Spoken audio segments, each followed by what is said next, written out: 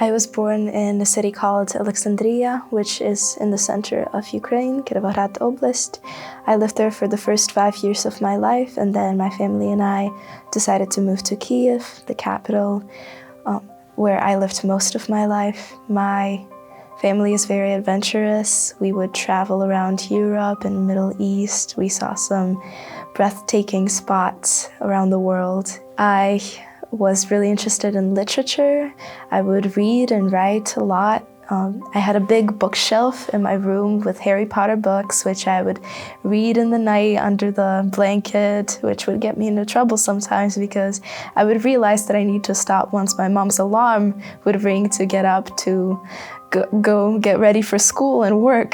When the war started, I didn't know what was happening in the middle of the night when my mom was running around my room, and I'm asking her what's happening, thinking that I'm gonna have a normal school day, the 24th, and we thought the war is gonna end really soon. We lived under it for 4 months thinking that, oh, it's just temporary.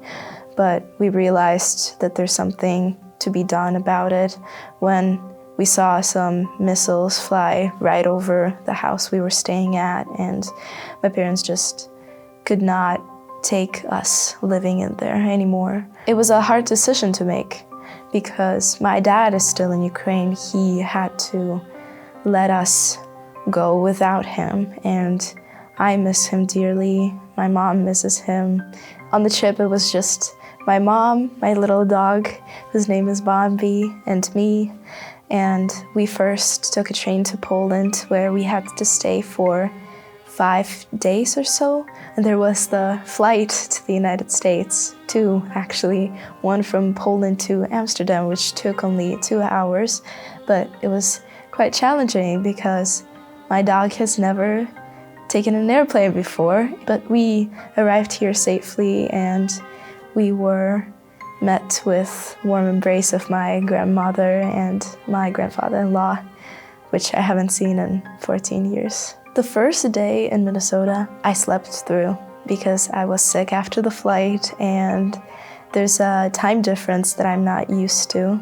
I remember my first summer in the US, I had lots of phone calls with my friends from Ukraine, just keeping in touch and keeping on writing my book about my friends with the superpowers and all.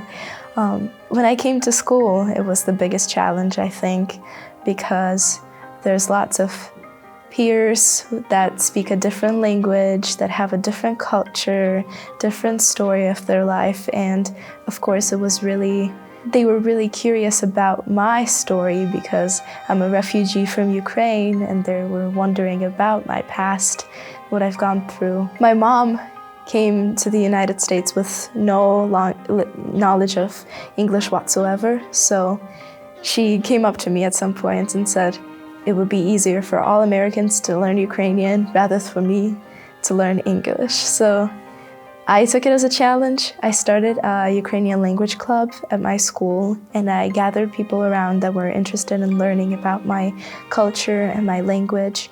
I kept writing my music, and I have written lots of poems and music by now in the United States. I will keep volunteering and contributing to helping Ukrainians here.